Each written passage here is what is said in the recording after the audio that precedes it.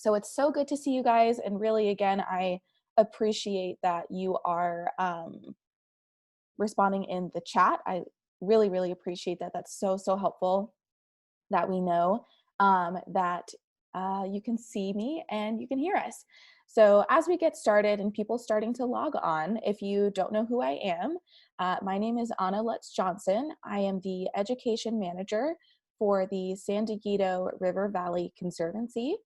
And the San Dieguito River Valley Conservancy is a 501c3 nonprofit, and we're an environmentally based organization in the San Dieguito watershed, which starts up in the Julian area and then goes all the way down to Del Mar. And our main mission and purpose is to preserve, protect, and share both natural and cultural resources within our watershed. So with that, we are partnering with Living Coast Discovery Center today. They're a wonderful partner that have already done 3 lessons similar to this that we're going to do today, but due to the current world circumstances, we had to move our in-person events to online events. So we have this one today, and then we have another one upcoming in June that we will post on our social media. And we hope to see you at that one as well. And before I turn it over to our friends at Living Coast, I wanted to say a special thank you to our funders. The City of Solana Beach is funding this project and bringing these experiences to our community. So thank you very much to the City of Solana Beach. And then lastly, you guys are welcome to comment and chat in the chat box as we're moving through. But what I really want to highlight is when, again, that bar on the lower part of your Zoom screen, you're going to see a button that says Q&A.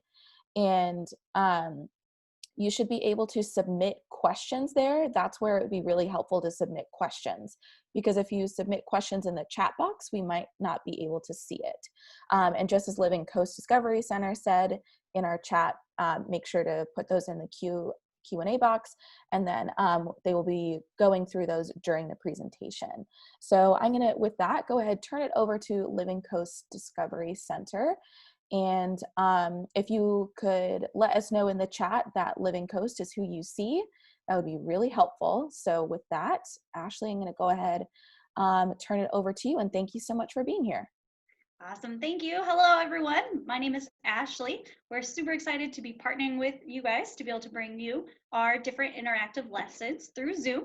Can everybody hear me okay? I see some chats coming in, so that's a good sign.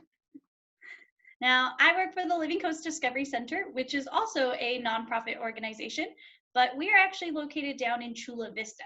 So we are in the southern end of California, all the way down at the San Diego Bay National Wildlife Refuge. Now, we are a very small zoo and aquarium, and we actually highlight mostly native species here at the Living Coast, trying to encourage those to learn about native animals and how they can help out. Now, being on our San Diego National Wildlife Refuge, it means that we have a very unique situation around us. So we get to have natural trails around us and get to see the native wildlife that lives here on our refuge space. But unfortunately, it also means that we don't always have the best internet connection. So at some point during this video, it's highly possible that we may lose our connection. Don't hang up or leave the video. We'll do our best to get back into it as quickly as we can. All right, so today we're actually going to be learning all about birds and the science behind their flight.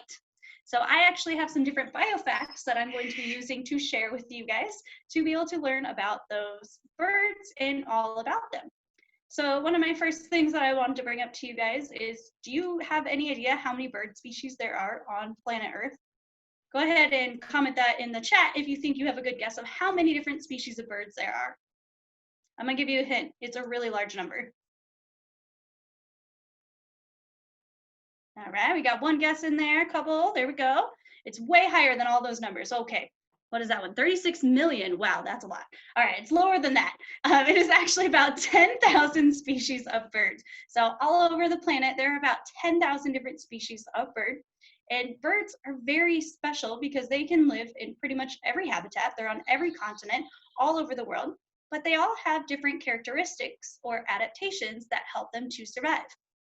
Now they have some things that they all are going to share across, like things like feathers and beaks, laying eggs, and things like that. So there are some common characteristics across them all, but then they all are going to have their different special adaptations that help them to survive in the habitat that they are going to live in. So one of the first things that we're going to talk about today is going to be their feathers, because feathers are very important for birds to be able to fly, right? So birds have feathers that cover their whole bodies. This is actually a barn owl wing, where you can get a chance to see the shape of it. And you can see here that it actually does get wider and then tucks back in. So they have the ability to stretch their wings out and then tuck them back in into their holding position or their resting shape. And you can see this different color pattern here, right?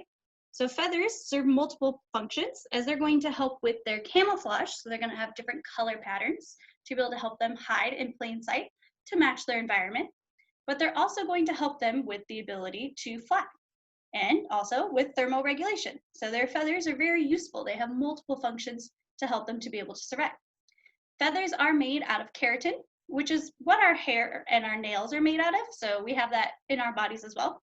But feathers are going to be a little bit different than our hair, right? Have you ever touched a feather before? They feel pretty soft and pretty smooth, right? But they are going to be different. So this is a broad-shaped wing, which is going to be very useful for raptors, those bigger birds of prey that fly through the air, and they actually are very commonly seen soaring or gliding through the sky.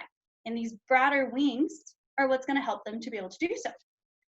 Now, I have another wing, and this is from a different bird. So I've been bringing both up close so you can get a chance to see them. You can see they're different in shape, right? This one is actually from a type of shorebird. And this is from what we call a willet. And you can see it's a lot smaller and it tapers on the ends. So it's more narrow and then it gets smaller. This is actually more useful for a bird that needs to fly quickly and get away from wherever it's going to be either going or running away from. Willets are commonly found around shorelines, and they can fly vast distances over the oceans, and they need to be able to fly quickly so that they can get from one point to the other, because they don't want to stay out there in the middle of the ocean. They want to make sure they can get back to land where they're able to rest. So you can see this narrower wing is going to be great for birds that fly quickly, like falcons. They have those narrow wings. Some shorebird species like terns and willets. Can you think of any other bird species that you may have seen in your neighborhood with a tapered or narrow wing? There are a lot of different common birds that you'll see flying around.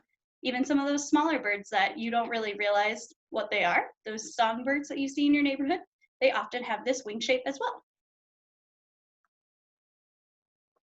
Now, between those two different wing shapes, we also got to see those different color patterns. Now, the barn owl was a more gold coloration, with the willet being more of a brown coloration, that darker brown. Yeah, house finch is right too. Good. Those are all great guesses I see in there. Swallows and house finches. Yeah. Sorry, I'm reading your comments. They're a little slow. But all of those different answers are correct. Yeah, those are going to be having that same wing shape. So those color, you can see we have the browns and then the darker brown, that gold color, the lighter mixing. And these different colorations are going to help them to be able to blend in to whatever their habitat type might be. So something like a barn owl is going to hang out in a different habitat type than something like a willet. And that's why you have these different colors. So you can think of things about where they're going to live. So things like your house finch or like a penguin. What color is a penguin? They have two different colors on their bodies.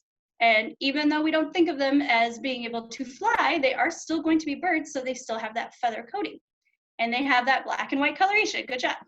Yeah, and they need that coloration pattern to help them to blend in with the ocean. That dark coloration on the top helps them to blend in when they're swimming below something and it looks down at them. The dark color blends in with the bottom of the ocean floor.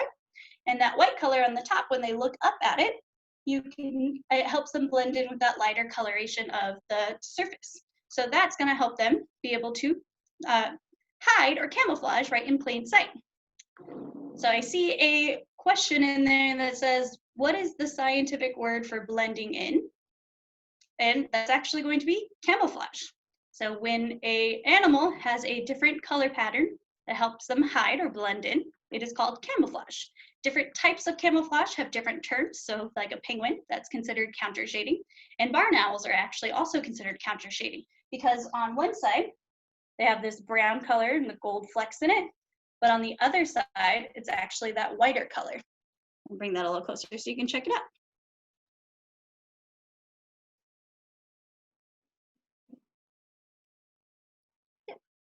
Now, birds are going to have their feathers, just like we have hair and we have nails, but do we have to shed all of our hair to grow new hair?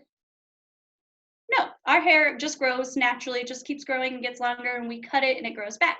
But with birds, they actually will molt or shed their feathers. So we will often find different bird feathers from all of our different animal ambassadors that live here at the Living Coast, as well as the native bird species that are here. These different feathers that come out are going to be replaced with new ones. So as the new ones grow in, these old ones fall out. And these are just attached to them. It's a little uncomfortable, kind of like when we lose a tooth, but it's not something that's going to actually hurt them. Now with feathers, they do have different types to them. Do you guys see any differences between, let's use this one, the edges of these two feathers? Let me hold this one against the white, and it'll be a little easier for you to see. Do you see any differences between those? Now, if you look very closely, you might be able to see that the edges to these feathers are going to be different. It's also really hard to show you this through a camera. Sorry about it, but I'm trying my best to make it so you can see. So on this one, you can see the feathers all lined up perfectly. It makes one perfect smooth edge, right? And then on this one, especially because with the white against my black shirt, makes it a little easier for you to see. You can see the tapered edges on the ends of this feather. Now this is actually going to be a unique adaptation to this bird. This bird feather is actually from a barn owl, and owls have a unique adaptation that allows them to fly silently. They need silent flight so that they can be able to fly through the air and quickly find their prey by sneaking up on them. So they want to make sure that they are as quiet as possible. And this tapered edges makes it so when they flap their wings, you're not hearing any sound. So when they flap, you don't hear any swooshing sound, versus bigger birds like an eagle or a pelican, which is actually what feather this one is from. If they flap their wings, it would actually make a noise. But when a barn owl flaps their wings, you wouldn't be able to hear that as well. So that silent flight is a very unique adaptation that helps owls be able to successfully hunt their prey. All right, so we talked about feathers, we talked about their wings. What are some other things that all birds have?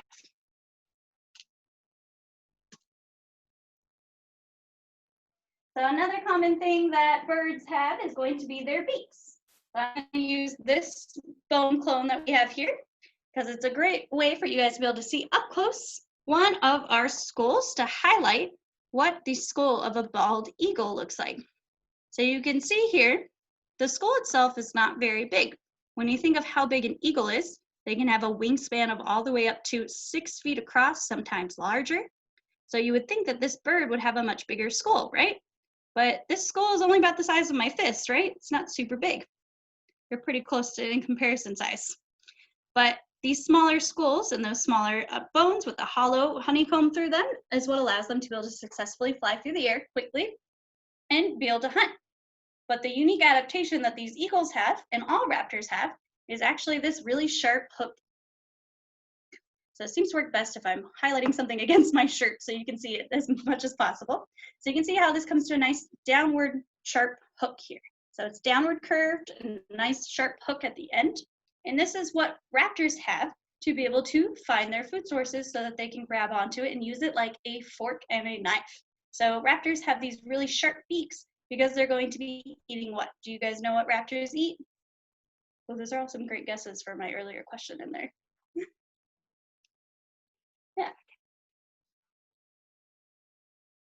Yeah, exactly. Rats, rodents, perfect. Yeah. Small mammals, awesome. So they can also eat other things like eagles. They specialize in eating things like fish as well. So we often think of them as mostly eating rodents, mice, voles, rats, things like that. But they can also eat things like fish and other things that are around in the environment. They can even eat things like snakes too. So raptors are very important to help maintain our ecosystems and making sure that they're balanced so we don't have too many of one other things. So birds will actually eat a lot of different things. And these sharp hooked beaks here, just like you can see on this one, allows us to be able to, allows birds to be able to eat a large variety of different things. Now, earlier I saw that someone had mentioned talons when I asked some other things that birds have. Now, not all birds have talons, but raptors do. Raptors have these special talons and those sharp beaks that they use to be able to grab onto their food source. So you can get a chance to check out this one. This is a talon from a barn owl, and you can see how long these talons really are and how sharp they truly are. Trying to use our background to the best of our ability here so I can highlight these for you. So these talons are actually on their toes. So birds have 4 toes, not just like we do, we have 5, but similar to us, and they grow out of them just like toenails do, but they're stronger and they're much more sharp. So that way they can grab onto things like those mice and those rats, snakes and fish and all the other things. So their talons, what they're going to use to grab onto things, and then they'll use their sharp hook beak to be able to rip and shred it apart into whatever it is they want to eat. Okay, so we have 2 questions from the audience. One is, what is a raptor? What is a raptor? That's a great question. A raptor is a specialized group of birds that have 4 common characteristics. We've kind of touched on them a little bit here. So birds, there's 10,000 species. We already talked about that earlier. And each grouping of bird is going to be a little different. So we have things like songbirds, we have things like shorebirds. So birds are grouped based off of similar characteristics and habitat types, as well as what their food preferences are. Raptors are all going to be the birds that you see that are also called birds of prey. They're going to be birds that have sharp talons, like we just talked about, that sharp hooked beak. They also have excellent eyesight, which I'm going to touch on in a little bit longer. And they all eat a carnivorous diet. So they eat things like small mice, rats, fish, snakes, and things like that. Great. And we had another question? That actually leads into our second question, which is, are vultures considered raptors? That's a great question. Vultures are technically considered raptors. They are inside of that raptor grouping because they do have talons, they do have excellent eyesight, and they use that sharp hooked beak to eat. The only difference is when it comes into their diet. Vultures don't generally actively hunt their food, but they can if necessary. Vultures prefer to go after carrion or animals that are already dead. So they'll eat things that are already on the side of the road. So say a car accidentally hit something, or an eagle caught something and then the vulture came over and stole it from it. They do things like that. Or if there's an animal that just died of natural causes, they're going to come over and they're going to eat that carcass as well. So vultures are still considered raptors, even though they hunt a little bit differently than the rest of our raptors do. Now, I wanted to give you guys a chance to check out our different skull sizes since we were talking about those. Hopefully none of these fall off. All right, so on this sheet here, we have different types of bird skulls, and these are all actually going to be considered raptors. So I'll bring them all closer so you can get a chance to see. And we talked about how their skulls for raptors and birds in general are not always super big. So this is a great horned owl. So you can see they have that sharp downward curved beak. And then you see these really big holes on the side. Yeah, that's going to be a common thing that you'll see throughout all of these. This one on my left-hand side, this is a frigate bird.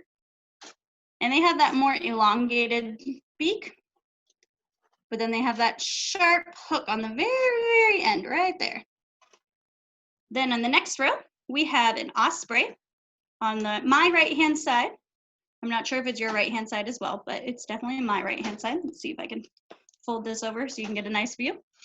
So we have this osprey one as well, which you can see is very sharp. Ospreys are going to be a bird of prey that specialize in eating fish, and they're most commonly found around our bays and our estuaries here. Then over here on my left, we also have that barn owl one. Unfortunately, this skull has been damaged, so you can't see the full beak on this one, but you can still see the shape of that skull. And then we have our next row, which has our Cooper's hawk right over here.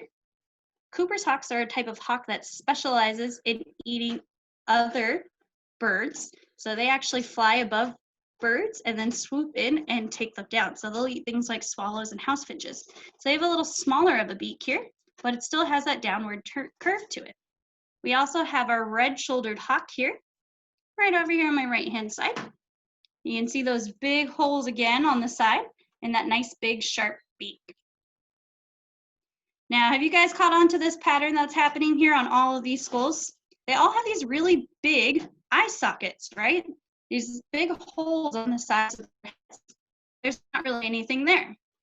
Well, that is actually due to the fact that raptors have excellent eyesight. And one of the reasons why they're able to have such excellent eyesight is because of the size of their eyes. Now, for raptors, their eyes are so big in comparison to their skull that there is no muscles around them. So it would be like our eyes being as big as our fists. Could you imagine our eyes being this big? That would be crazy. Now with them, their eyes are so large, they take up that entire space. So when we were looking at those skulls, you could see those big chunks, right? And that's where those eyes are gonna sit. Those eyes don't have muscles around them. There's no space in there for extra muscles. So birds of prey are not able to move their eyes like this. So if you take your hand, look at it, and you don't move your head, you can follow your finger, right? Birds of prey can't do that. They have to be able to turn their head because their eyes are so big, there's no muscles in there around them. So they can't actively move the eye itself. So they have to turn their head. Birds of prey are able to move their heads from different directions, not in a full circle, although we often think it's going to be a full circle. They are not able to move their head in a full complete circle because their head does need to be attached. And owls are actually one of the ones that can do this the farthest. So they can actually move their head about 270 degrees. So that would be like me starting right here, looking at you, turning my head around my right side, and continuing all the way around to be able to look over my left shoulder without having to do the upside down thing I just did. So that's really cool. That's a unique adaptation that allows raptors to be able to successfully hunt and use their excellent eyesight. Now, I did see something in there asking about owls being nocturnal. Is that what the question was? Yeah, so some owl species are nocturnal, but not all species of owl are. And one of those adaptations that helps them to do that is going to be those large eyes. So I'm actually gonna go get our animal friend so you guys can get a chance to meet one of our animal ambassadors.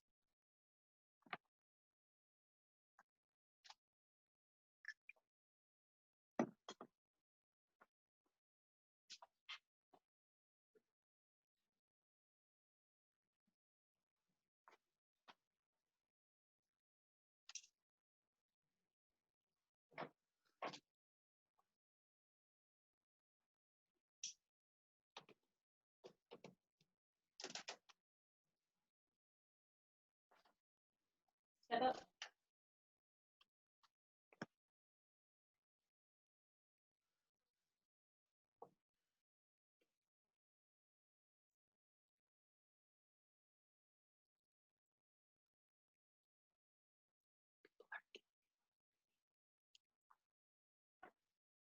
All right, so this is Tyto. And does anybody know what he is? That is right. He is a barn owl. So I see some guesses in there that we're guessing that that's what we were going to get a chance to meet today. And you are absolutely correct. Doesn't make sense for us to be learning about birds, but not meet a bird today, right? So this is Tyto, and he is a barn owl. Barn owls are one of the most common species of owl that you can find all over North America. And they're actually going to be found all over the world, except for one place. There's one place where it's a little too cold and there's not exactly trees growing. So barn owls are going to be found all around the world except for in Antarctica. But they're very commonly found here in North America. You can often see them around barns and trees and different wooded areas. As long as it's not a full, complete forest, they're going to generally be able to be found in there. Now I'm going to do my best to make it so you guys can see him up close. And you'll get a chance to check out his beautiful feathers. But one of the things that you're getting a unique opportunity to see is how this white belly and white head actually helps him to blend in with his surroundings. So when he looks up, you guys kind of see how his face kind of disappears with the background. Well, that's basically how camouflage works with counter shading. So that white is helping him blend in with that coloration so that he's a little bit less detectable. Now I'm gonna see if I can show you his wings here. Now he does have these beautiful browns and grays and golds in his feathers, and that's going to help him to blend in with the trees that he's going to most often nest in, as you will find barn owls nesting or perching in trees and tree cavities as well. Now, barn owls get their name because they were most commonly found around barns, but barn owls have been around way longer than barns have themselves. So you're not only going to find them in barns. It's just a common thing that happens. As barns often have a lot of different rodents and critters running around, it supplies a lot of food sources for barn owls. So they, of course, are going to move in because that's where the food is going to be. Oh yes, show everybody your beautiful wings.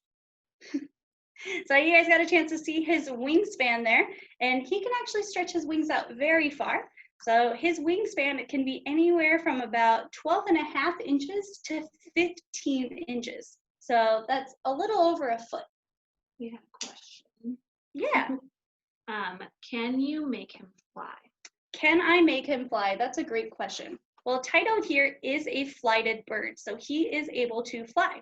I cannot make him do anything. I can't make him do anything whatsoever because at the end of the day, Tyto is still a wild animal. Tyto is an animal ambassador that lives with us at the Living Coast, but he chooses to participate with us.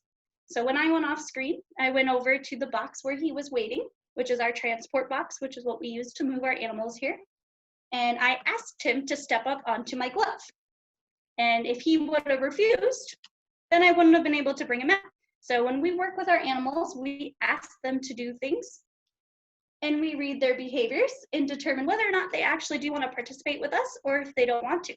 Tyto here has actually been an ambassador with the Living Coast for a very long time, and he enjoys coming out to meet people and showing off his feathers to all kinds of people.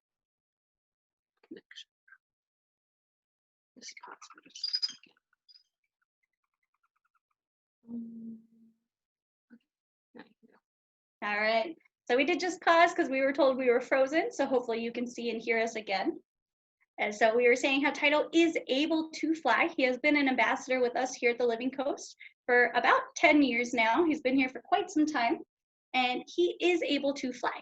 So you might see he is actually attached to me in a couple of different ways. Close to his ankles, you might be able to see what we call his anklets. And then coming off of those, there are some things called jesses. Those jesses attach to what we call a lead, which is what's clipped to me. And this is how I can make sure that I can bring him out in public and show him off to all of our lovely friends and still make sure he's staying safe. Now, the reason why Tyto is with us here at the Living Coast is actually because he's unable to survive on his own in the wild. He is not able to successfully hunt on his own because when he was younger, he was actually not able to stay in his nest the right way, and he fell out. So when he fell out of his nest, he actually was suffering neurological damage. So he did not learn how to be a proper bird. Buddy, you're getting a little caught up there. There you go. All right, so if you guys got the chance to hear that, you had to hear one of the sounds that the barn owl makes. Are you good, buddy? Did you scare yourself? So he's never seen himself in a camera before, so we're trying to bring him a little closer for you guys to get a nice view of him. But we gotta watch his behavior too. He seems to be okay with it now. But you guys can get a chance to check out his nice sharp hooked beak, his nice big talons that are on my glove here, and that lovely coloration pattern he has.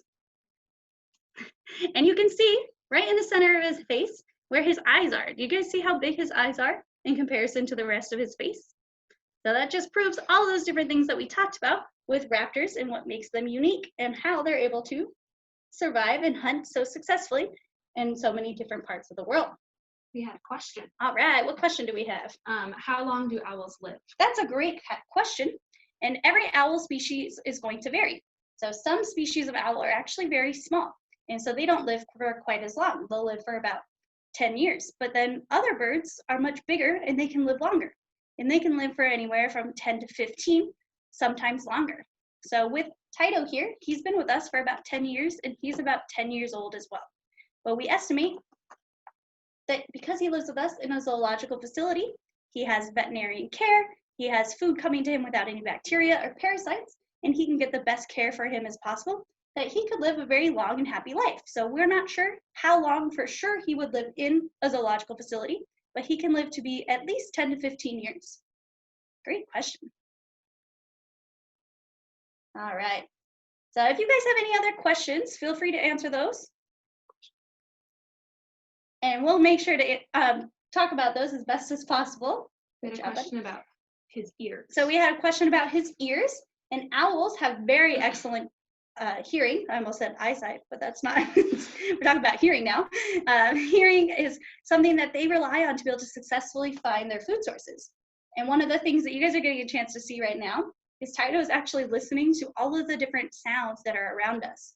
So here at the refuge, we're surrounded by many different songbirds, and they're actually making all kinds of noises around me. And so Tyto's really interested in finding out where those sounds are coming from.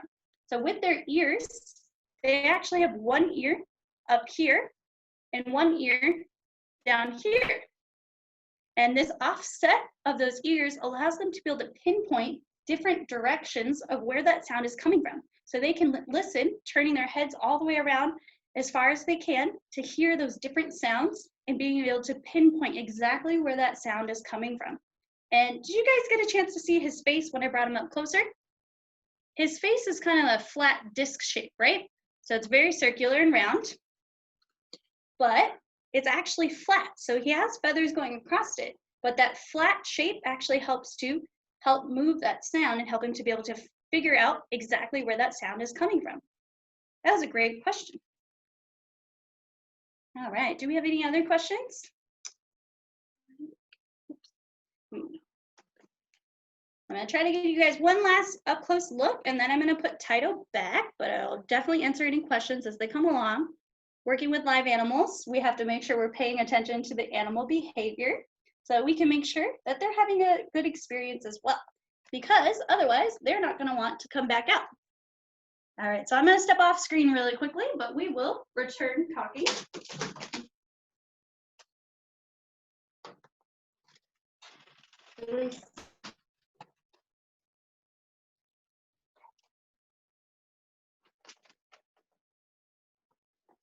Okay, we have 2 more questions coming in. All right. Because we have a lot of questions.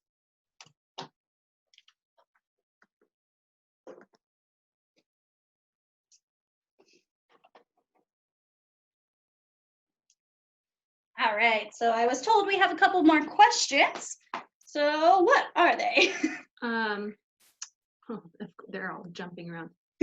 So one was, do you have suggestions for identifying raptors in the wild, like on a hike? Oh, that's a great question. So personally for me, I'm the worst bird identifier, not gonna lie. But I actually use field guides because they're gonna be the best way to be able to help you identify them.